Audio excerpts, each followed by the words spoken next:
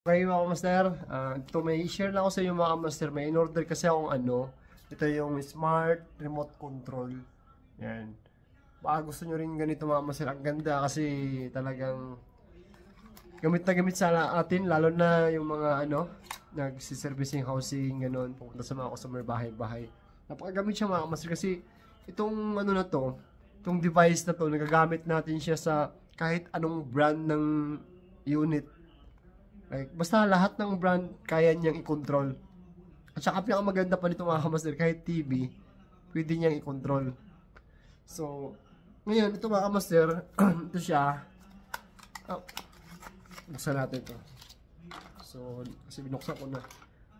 Sinubukan ko na rin to bago ko i-vlog, syempre para hindi tayo mapahiya. So, pag bukas natin mga kamaster, ito sa box niya, may makita kayong QR code yan. Ang gagawin nyo nito mga kamaster, i-ano nyo lang, i-scan nyo, tapos i-install nyo dun sa, sa cellphone nyo. Tapos, automatic yun mag-install yung application niya. Tapos ngayon mga kamaster, pagka, ito yung laman niya. Ito yung laman niya. Nilalagay ko sa susi. Kasi para pag pupunta ako sa mga customer, pag wala silang remote, yan.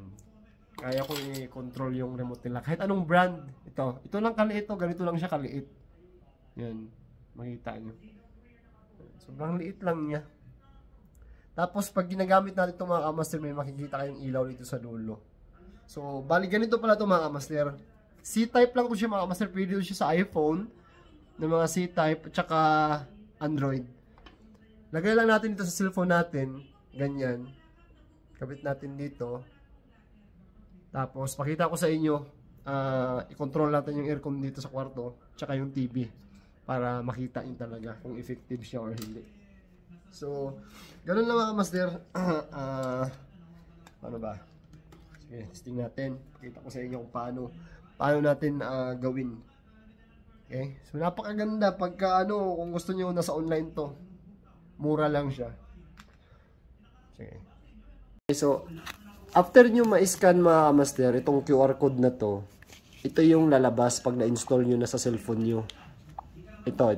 Yan. Yan o. Yan. Okra Star. Yan yung makikita nyo na application. Tapos, after mga master, i-insert na natin tong itong device na to na sobrang liit. Lagay natin. Okay, so saksak natin mga master Yan, C-type to siya, C-type. Yan. So, lalabas agad siya automatic yan. So, ito, gagana na to agad. Yan, ito na siya magiging remote mga kamaster. Yan, makita nyo. Yan, lahat magagamit natin mga kamaster. Makita nyo may mode. May mode to Yan. Nakita nyo umiilaw siya. Yan, umiilaw sa taas. Yan. Ito mode, may heat mode. Yan, makita nyo, hot. Makita nyo, auto. Yan, wind. With yan, call. Tapos ito yung adjustment temperature niya yan. Yan, ito yan. Okay? So ito yung speed ng fan. Yan, gagana yan siya. So yan, try na natin mga kamaster pero ito nakaano siya sa TV. So dito tayo sa Yan, makita nyo AC media. Yan. So yan. On na natin mga kamaster Yan, kita nyo. Okay. Yan, under siya. Yan, naka 17 siya. Adjust natin yung temperature. Yan, 20. Yan, 20 din siya. Yan, 20. So, talagang accurate to Yan, off natin. Yan, goods na good siya, di ba? Okay, so dito naman tayo sa TV mga kamaster. Pakita ko sa inyo. Dahil galing siya sa aircon, lagay naman natin sa TV Samsung yan.